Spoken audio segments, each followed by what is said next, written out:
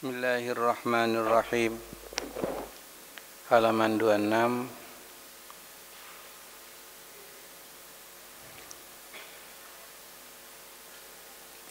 Syarat bersuci.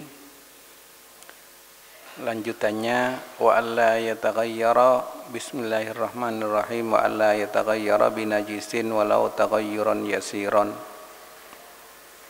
Dan hendak tidak berubah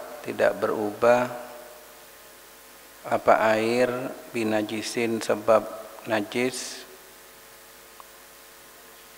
walau taghayyuran yasiran, walaupun perubahan yang sedikit. Wa in kana al-ma'u dunal qullataini zida alla yulaqiyahu najisun ghairu ma'huwin anhu. Jika air kurang dari 2 kullah,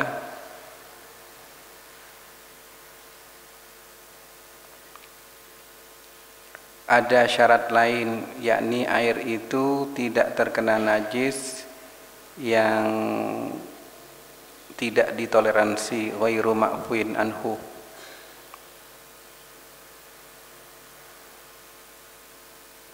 Walastu'mila fi raf'i hadatsin, dan belum pernah dipakai apa air fi raf'i hadatsin dalam menghilangkan hadas, wa izalati najisin,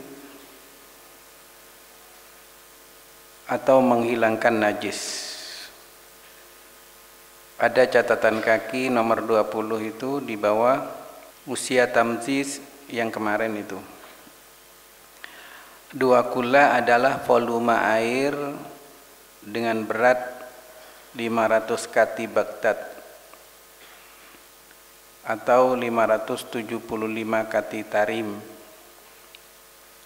atau dengan ukuran modern 217 liter kira-kira.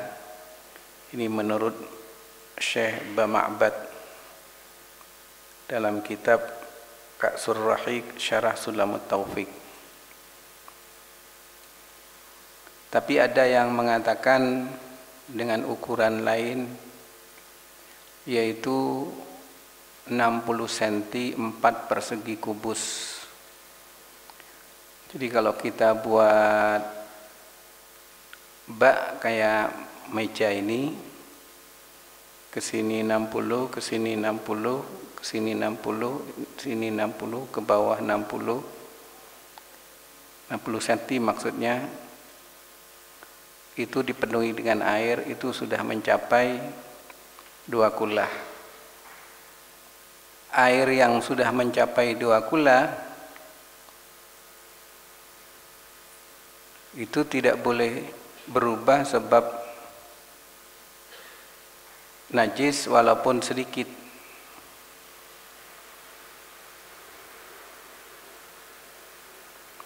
Seperti satu bak air sudah mencapai 2 kullah, kemudian dijatuhi kotoran cecak,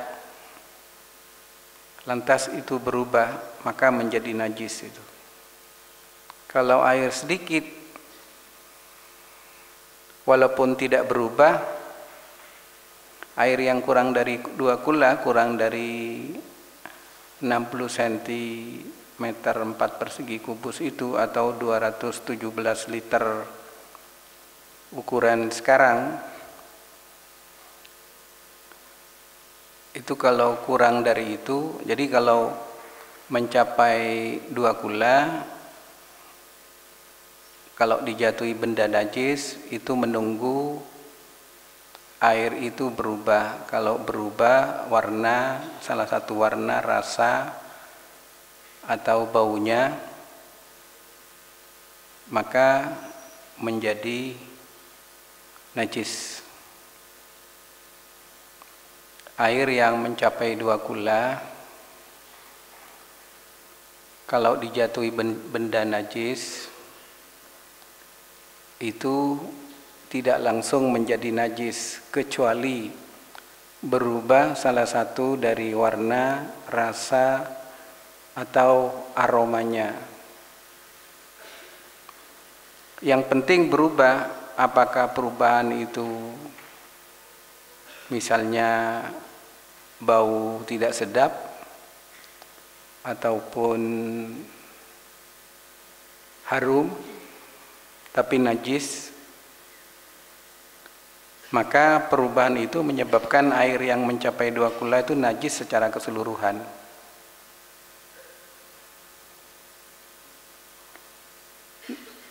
Suci itu tidak sepenuhnya sama dengan bersih. Suci dalam ukuran fikih belum tentu bersih. Misalnya air yang bercampur lumpur, itu kalau dalam keseharian kita itu dinilai kotor. Tapi menurut fikih itu suci. Misalnya sungai pas banjir gitu. Jadi suci sendiri, bersih sendiri. Tapi bahwa Islam itu memerintahkan harus bersih, iya.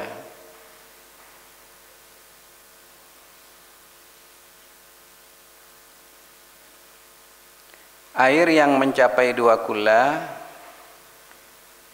itu baru bisa menjadi najis kalau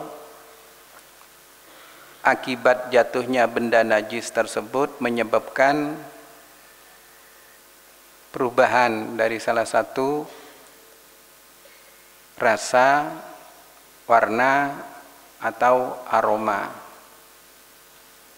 Kalau air itu kurang dari 2 kula dan dijatuhi benda najis, tidak nunggu berubah. Misalnya 1 gelas air putih dijatuhi kotoran cecak, langsung jadi najis.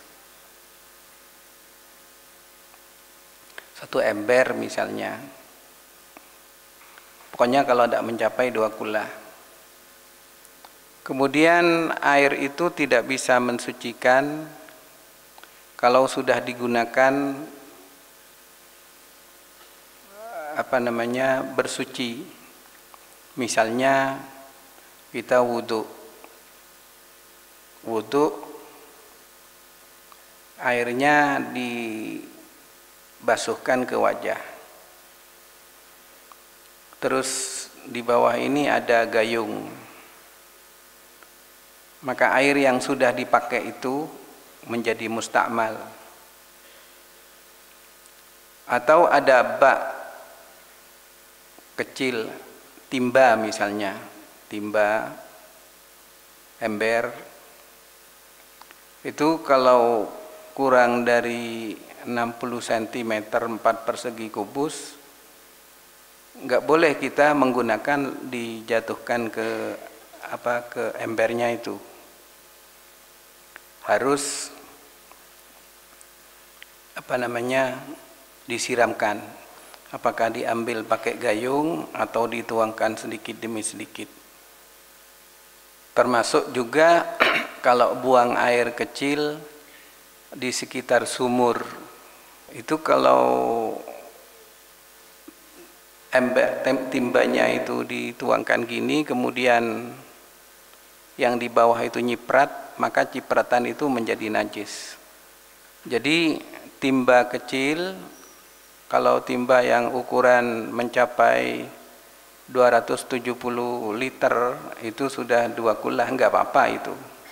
Buat wudhu jatuh lagi ke dalam kayak bak-bak yang sudah ada ini, enggak apa-apa walaupun airnya jatuh ke dalam. Jadi kalau airnya kurang dari 2 kula, cara menggunakannya itu diambil pakai gayung sedikit demi sedikit, supaya tidak mustakmal airnya. Wa man lam yajidil ma'a aw kana yadurruhul ma'u tayammama ba'da dukhulil waqti. Wa man, adapun orang lam yajid yang tidak menemukan siapa orang al ma'a pada air, Aukana atau ada apa air yadurruhu membahayakan kepada man, tayammama maka hendaklah bertayamum siapa man.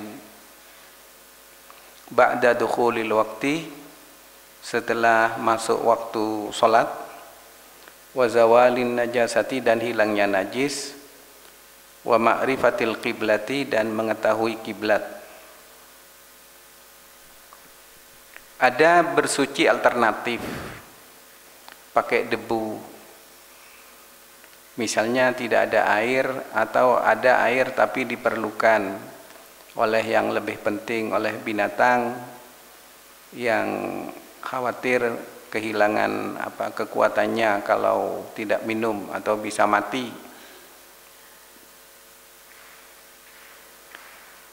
Itu bertayamum dengan debu yang bersih, yang suci, biturabin khalisin dengan debu yang murni, tidak bercampur pasir, tahurin yang suci, lahu gubarun yang ada debunya, fil wajhi wal yadaini di wajah dan kedua tangan, yurattibuhuma bidarbataini menertibkan siapa man pada wajah dan dua tangan tadi, bidarbataini dengan dua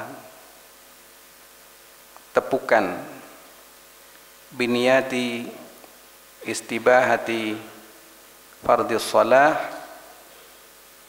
dengan niat guna diperbolehkan melaksanakan sholat, ma'an naklih dengan memindah, wa masih awalil wajhi dan mengusap bagian depan wajah dengan debu. Jadi misalnya tidak ada air, baik karena kemarau atau karena ada air tapi menurut dokter kita nggak boleh menyentuh air, maka bersuci alternatifnya itu bertayamum. Bertayamum dengan cara memindah debu. Jadi ngambil debu dua tumpukan, satu, ambil satu lagi, dibersihkan, cukup satu kali tepuk, yang kiri mengusap satu kali tepuk diusapkan ke wajah debu itu. Setelah itu menepuk pakai tangan kiri, mengusap lengan sampai dengan siku. Terus mengusap dengan tangan kanan, menepuk dengan tangan kanan, mengusap tangan yang kiri sampai dengan siku. Rata, dibersihkan, sudah selesai. Jadi bertayamum itu cukup wajah dengan dua tangan, yang lain gak usah. Faslun fima yahrumu bil hadasil asghari wa ghairihi. Larangan bagi orang berhadas kecil dan besar. Hadas kecil ialah yang mewajibkan wudu, hadas besar yang mewajibkan mandi besar. Wa man intaqadha wudu'uhu haruma alaihi as-salatu wat tawafu wa hamlul mushafi wa massuhu illa as-sabiyya lid-dirasati. Wa man adapun orang intaqadha yang batal, yang rusak batal wudu'uhu wudu'nya man, haruma maka haram alaihi atas man as-salatu salat, wa tawafu tawaf, wa hamlul mushafi dan membawa mushaf, wa massuhu dan menyentuhnya illa sabiyya kecuali anak kecil lidirasati untuk belajar. Orang yang wuduknya batal diharamkan melakukan 4 hal, yakni 1 sholat, 2 tawaf di Mekah, kemudian membawa dan menyentuh mushaf Al-Quran, kecuali bagi anak kecil dengan tujuan belajar, atau kecuali darurat, misalnya Al-Quran ada di bawah, tidak apa-apa kita angkat. Nah, kalau orang menghafal Al-Quran sedang dia berhadas, wuduknya batal, itu para ulama memberikan alternatif mencari Al-Quran terjemah yang ada catatan-catatannya, itu boleh digunakan walaupun tidak punya wudhu. Termasuk misalnya untuk menghafal Al-Quran bisa menggunakan Al-Quran terjemah itu. Ya, memang para ulama itu selalu mencarikan alternatif supaya tidak kesulitan gitu. Wa 'alal junubi hadhihi wa qiraatul Qur'ani wa muqtul masjidi. Lelaki yang junub diharamkan melakukan 4 hal, yaitu membaca Al-Quran, diam di masjid. Jadi orang yang junub, orang yang keluar air sperma, baik sebab kumpul tidur suami istri. Sebenarnya ini bukan orang laki-laki, ini orang gitu. Orang yang junub diharamkan, ya dirubah ya nak ya. Orang yang junub gitu. Perempuan juga junub kalau kumpul tidur suami istri. Orang junub, orang yang junub diharamkan melakukan 4 hal tadi. 4 hal itu sholat, tawaf, membawa mushaf atau menyentuhnya, ditambah membaca Al-Quran dan diam di masjid. Wa 'alal haidi wan nufasa'i hadhihi, bagi orang haid dan orang yang nifas, hadhihi ini maksudnya sholat, tawaf, membawa mushaf, menyentuh mushaf, membaca Al-Quran, diam di masjid, wassaumu dan tambah puasa qablal inqita', sebelum tuntas. Al-Fatihah.